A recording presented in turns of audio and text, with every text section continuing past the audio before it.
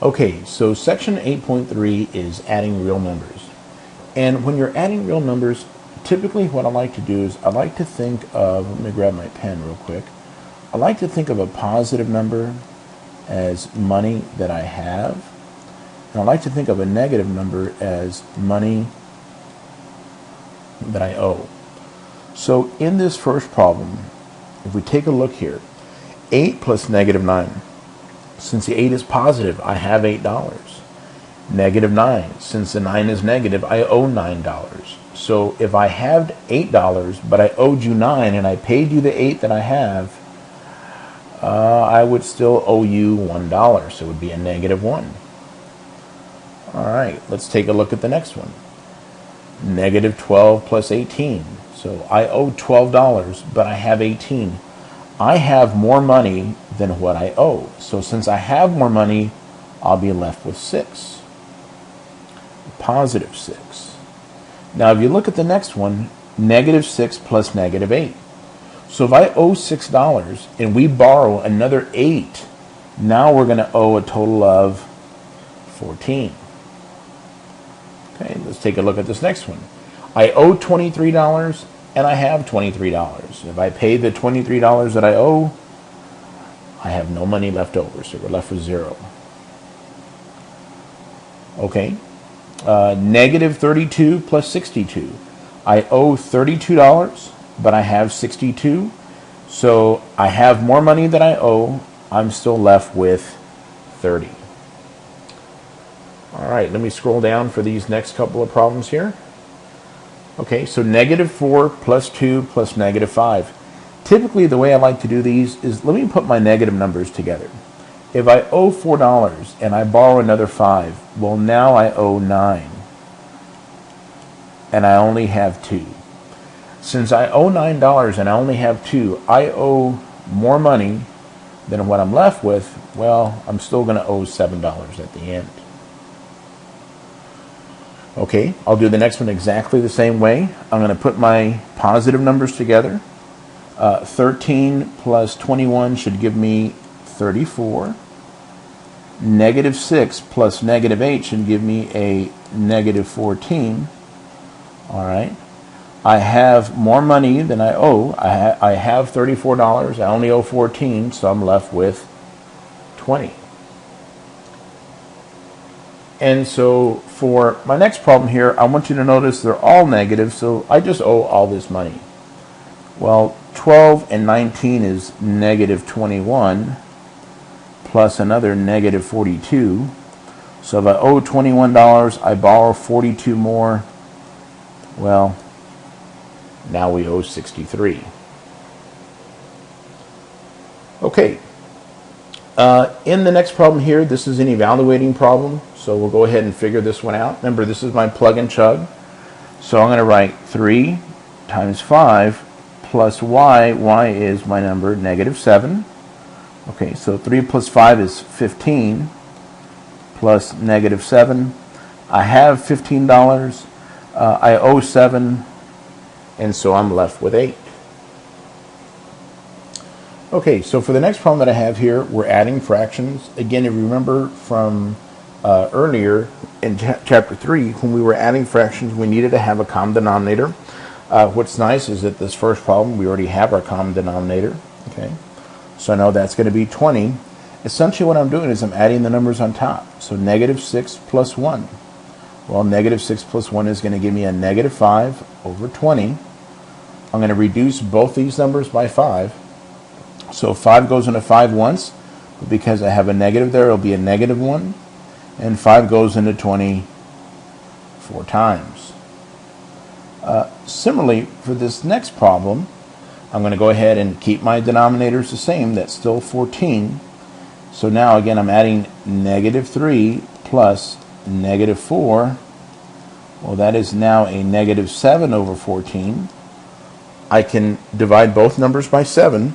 So 7 goes into 7 once, but because I have a negative with it, it'll be negative 1. And 7 goes into 14 2 times. All right. For my next problem here, again, what I want you to notice is the first thing is my numbers on the bottom aren't the same. So if you recall, I need to go back, I need to find my common denominator between 5 and 3. So when you're doing this, remember, you can go back to your chart, you can look at the 3, you can look at the 5, you're going to ask yourself, what's the first number they both have in common? Well, that would be 15, right? Okay, so I'm multiplying the bottom number here by 3, multiplying the top one by 3, that's a negative 6. I'm multiplying this one here by 5, so I got to do that one by 5, that's a positive 5. I'm going to add them together. So negative 6 and a positive 5 will leave me a negative 1 all over 15. Okay.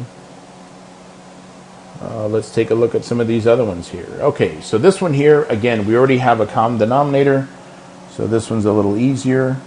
So negative 3 and a positive 5 will leave me with a positive 2, and 2 over 8 I can reduce to 1/4. Alright, next one here, again, my denominators aren't the same, but between 16 and 4, 16 will be my common denominator. If you notice, we didn't change the first denominator, so we will leave that numerator still as a negative 7. We multiplied 4 by 4, so I got to do that on the top as well. That stays a 4. And negative 7 and a positive 4 is a negative 3 over 16. All right. Let's try some of these other ones here. So now I have the absolute value of negative 8 plus negative 16. If you recall, the absolute value of negative 8 is just positive 8. And positive 8 plus a negative 16 leaves me with a negative 8. In this next problem here, I have the absolute value on the outside, so I need to do what's on the inside first. So 5 plus negative 10 would give me a negative 5, and the absolute value of negative 5 is just a positive 5. Okay, so the next part here says two numbers that are the same distance from 0 on the number line but appear on opposite sides of 0 are called opposites. So what they're saying here is that 5 and negative 5 are opposites of each other because they are the same distance to the number 0. So that means that the opposite of 4 would be a negative 4. The opposite of negative 18 would be a positive 18. Well, the opposite of 0 is still going to be 0. Okay, and so the way we write the opposite of a number is we put the negative sign in front and our number in parentheses. So it says the opposite of 4 is negative 4. So the opposite, this is saying the opposite of 4 is negative 4. This here is saying the opposite of a negative 4 is a positive 4. Okay? So when I look at some of these problems here, this one is saying, what is the opposite of negative 18? Well, that's positive 18. I want to do this one here on the bottom, and I'll come back and do those in a minute. Well, the opposite of negative 45 is positive 45. Now, the difference between those and the two in the middle, this is saying, what's the opposite of the absolute value of negative 12? What I first need to figure out is, what is the absolute value of negative 12? Well, that would be a positive 12. But the opposite of a positive 12 is a negative 12. This is very much the same way. This is saying, what's the opposite of the absolute value of 6? Well, I first need to figure out the absolute value of 6. Well, the absolute value of 6 is just 6. But the opposite of 6 is now a negative 6. And again, the difference is the first one and the last one were in parentheses, and the two in the middle had absolute values, right? Okay. So continuing here, we says, find the sum of negative 31, negative 9, and 30. Okay, sum just means I'm going to add. So negative 31 plus negative 9 plus 30. If I add those two numbers together, that's going to give me a negative 40 plus 30 should give me negative 10. And then the last problem here says, suppose a deep sea diver dives from the surface to 215 feet below the surface.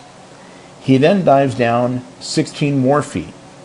Use positive and negative numbers to represent the situation, and then find the diver's present depth. Okay, so it's telling me here that the diver is going 215 feet below the surface. That means they are at a negative 215 feet.